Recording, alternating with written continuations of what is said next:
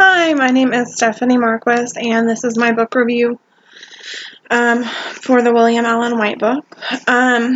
My book that I chose was called The Book Itch: Freedom, Truth, and Harlem's Greatest Bookstore. I like this book because it's interesting to read. It was interesting. It was about a little boy and his dad owns a bookstore in Harlem, obviously.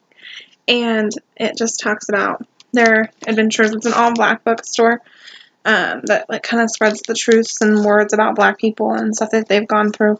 And Malcolm X is in it, and Muhammad Ali. And I was reading it, and I'm like, okay, this is a great book. It's a true story.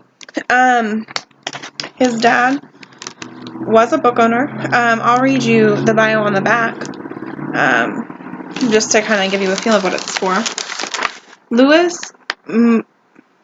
McGough was independent-minded from the time he was a child. As a boy, he refused to work in the fields for 20 cents a day.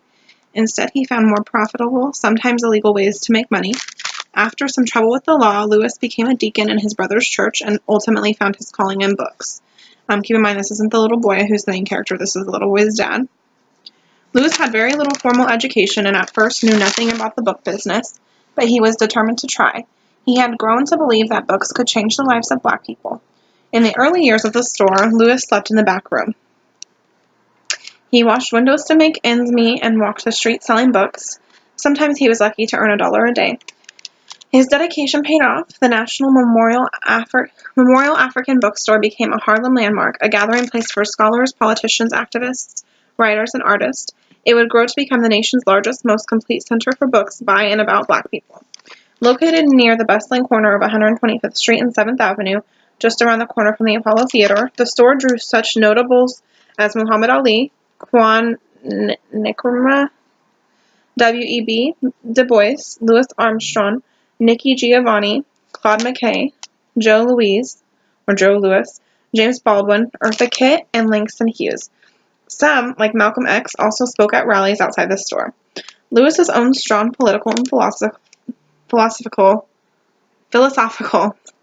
views were well known, and he gave fiery addresses on black nationalism and the needs for blacks to educate themselves about their history.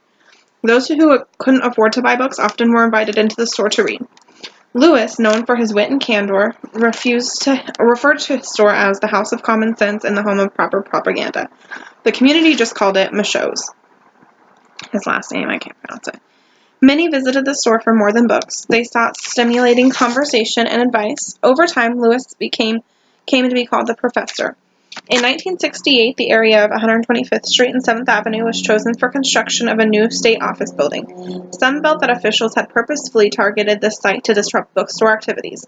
Louis was forced to relocate his store a few blocks down 125th. It remained open for several years until Louis received notice from the state that he was being evicted. Soon after, he was diagnosed with throat cancer. Louis closed the doors in 1975 and died August 25th, 1976 at the age of 81. So this story just talks about the little boy when he was like, I don't think it gives a specific age, but I think it was around 8 or so, and the different things like his dad would do in the store.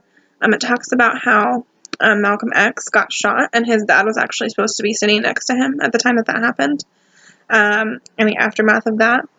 I definitely liked it a lot, and I think it's important for kids to hear about because it could tie into Black History Month. Or even just a conversation about, why Black history is important, why all history is important, but why, African Americans need to know their history and where they come from because they face such struggles at certain times, and obviously still do, but different kinds of struggles.